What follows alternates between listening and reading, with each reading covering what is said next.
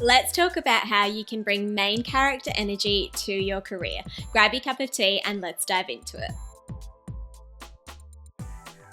It is a really righteous idea to always be thinking about how you can put other people above yourself and to always be thinking selflessly.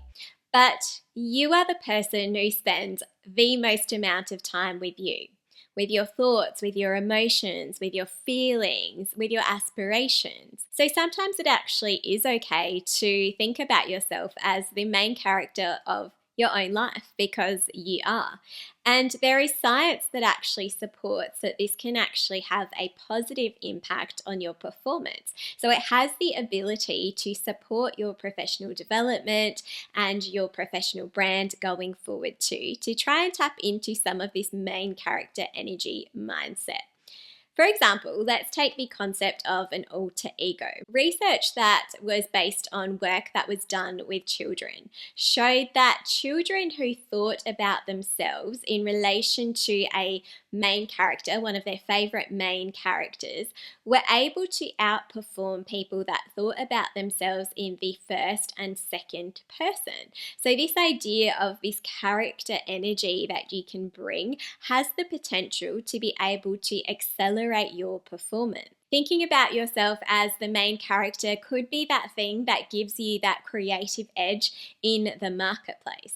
Sometimes when it comes to conversations around personal branding, a lot of the time people can focus on feeling like if they think about their personal brand, or if they talk about it, or if they develop strategies related to it, that they might come across as self-obsessed to other people. But as a personal brand coach that has worked with clients one-on-one, I can tell you that from my experience, the issue is very rarely, if not never, about people being self-obsessed. And it actually relates more to self-confidence and feelings of self-worth and a lack that people actually feel in that space.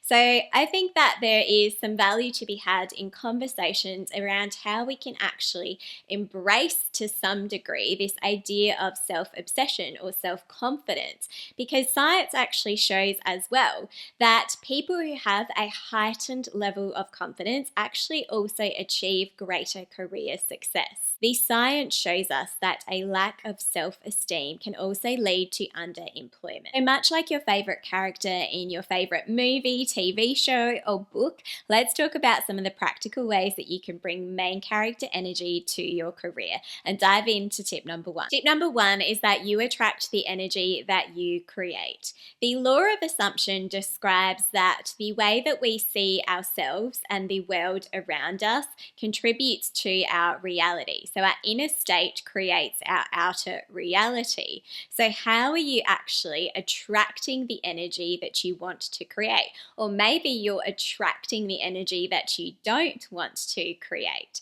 Think about energy as this constant exchange and this constant thing that is happening in the background of your entire life. And this isn't actually some new, really out there concept. This is science, and this also relates back to some of the most popularized ancient thinking. For example, in the Bible, it says, "A man thinketh in his heart, so he is."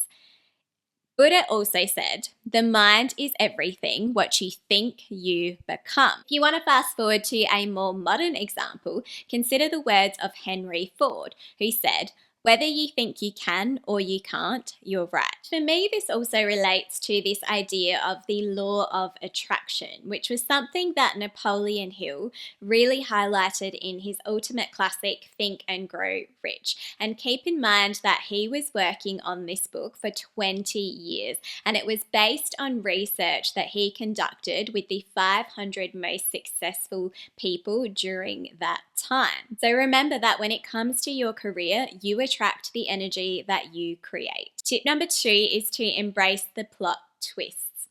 I remember when I was really young watching the movie Groundhog Day, and I'll admit that I haven't revisited it since, but I remember the feeling that I had watching it.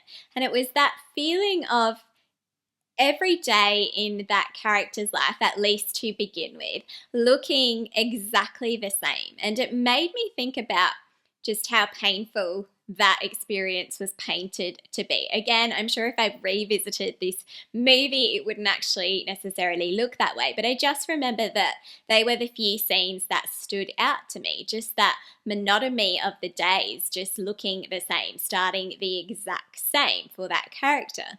And so when I think about that movie now, it actually does allow me to embrace that sometimes life doesn't always move in this linear way. It can be messy, it can move in many directions, and that is what makes a story interesting. When you think about your favorite movies or your favorite books, there is always that plot twist that happens, and it is an opportunity for that character to be able to grow. Otherwise, without that potential problem that arose in that story, it would probably be a pretty boring story. So when you start to embrace plot twists as they come and really appreciate them as this transformational opportunity, it gives you a chance to move away from just wanting things to feel perfect all of the time. And you start to have a positive energy even when problems actually do arise. I recently read Tam Kaur's book, Buy Yourself the Damn Flowers, and she has built her brand around this idea of embracing self-obsession and the benefits that this can have on your life. And in the book, I loved when she said, remember that you are the main character. Your life is like a movie, and if things stayed the same way with zero plot twists, well, who would want to watch that? But when those plot twists do actually arise, there is a particular mindset that I have found can be really helpful. And that leads me into tip number 3, which is to be the hero, not the victim. The victim is set up to fail, and the hero is set up to win. This was an idea that really resonated with me when I read Donald Miller's book, Hero on a Mission, where he goes through the concept of particular characters in a story. And he highlights that a victim is set up to fail. The victim's purpose in a story is to set up the hero to win. The victim's role is to make the hero in the story look good. The victim is destined to be doomed while the hero is set up to win.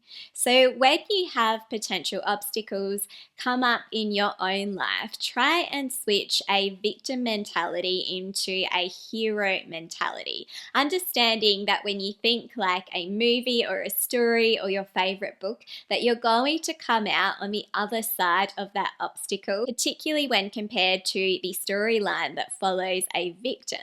Now, I want to be really clear that, of course, there are real victims in the world. There are people who have been completely trapped in their circumstances, for example, completely outside of their control. However, for the everyday person, just in our everyday careers, often we have more control over our circumstances than we often like to admit. So when things aren't always going according to plan, ask yourself how you can actually start to take control back of this situation. So you're not actually falling into that victim mindset where you believe that your fate is already doomed. You're actually putting in the work to succeed in the face of that challenge and bringing that main character energy to your story. Tip number 4 is to take up space.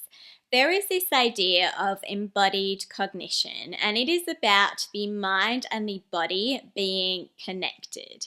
You might have seen the very viral TED Talk by Amy Cuddy, where she talks about the idea of power poses in particular as being a simple way to be able to boost your confidence. She suggests that with just a couple of minutes of power poses, you can set this confidence boosting exercise in motion. And once your mind is in this motion to create confidence, it doesn't actually matter how it actually got triggered in the first place. This goes back to some of the science that tells us that when we smile, it actually creates feelings of us being happy. It leads to that positive emotion.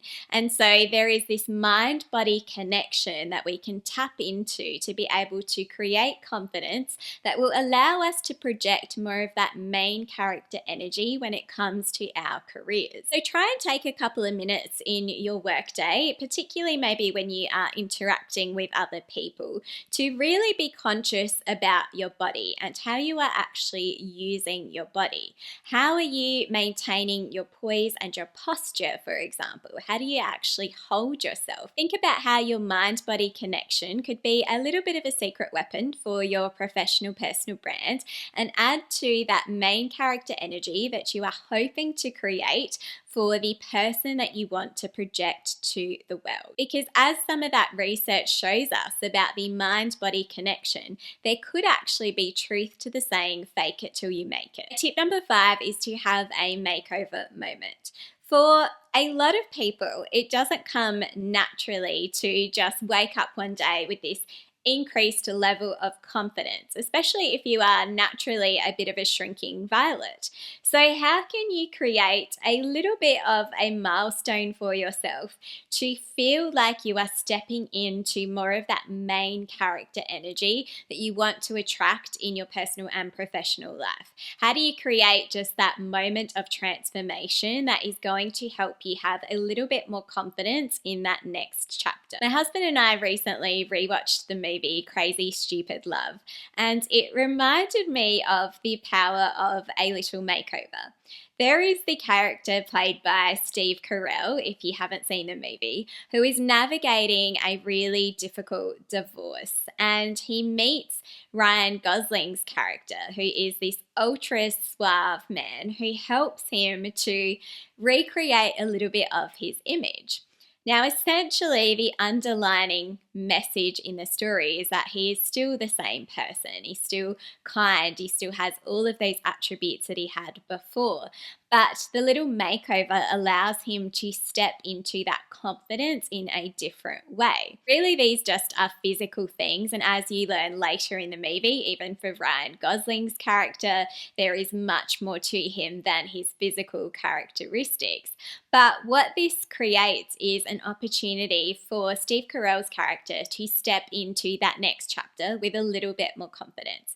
So when you think about your own main character energy, how can you create a little bit of that makeover moment for yourself? So this might be, for example, physical aspects of your personal brand. This could be maybe just elements of your wardrobe, maybe it's your hair or other elements of your personal style. If you want some ideas about this, then check out my previous episode on how you can reinvent your visual personal brand. Why I think little glow ups to the visual aspect of your personal brand can be really valuable is that they signal not only to you but to people around you that something is changing. You just feel a little bit different in the energy that you bring to the room because something has changed about you, and people will usually, whether they consciously realize it or not, notice that something has changed. Most of the time this isn't going to be about reinventing your visual personal brand in an inauthentic way,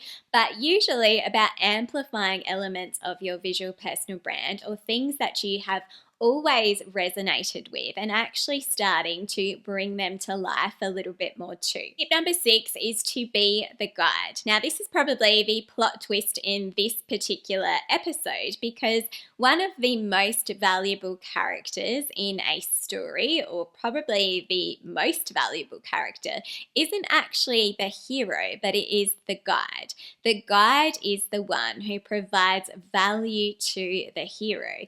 The guide is the one who maybe has the expertise or has had the experience of traveling the path and helps the hero to navigate that path. So just think about some of your favorite movies or stories and picture who that guide character is and the role that they played. So when you're thinking about your career in particular, this can be a really valuable way to position your personal brand and the energy of your personal brand. This is where you move from being self-obsessed to actually being valuable to other people. This is where you position yourself as Not a star and a main character, but someone who has the expertise, the knowledge, and the skills to help other people shine in their main character roles so that they can bring out more of what is within them and the energy and the potential that they have to offer the world, more so than it actually being all about you. You take a little bit more of a backseat role so other main characters can shine. And by doing that, it means that your professional personal brand is always going to have value in the marketplace. If you want to learn more about reinventing your career, then check out my previous episode on this topic. Thanks so much, and I'll see you in the next episode.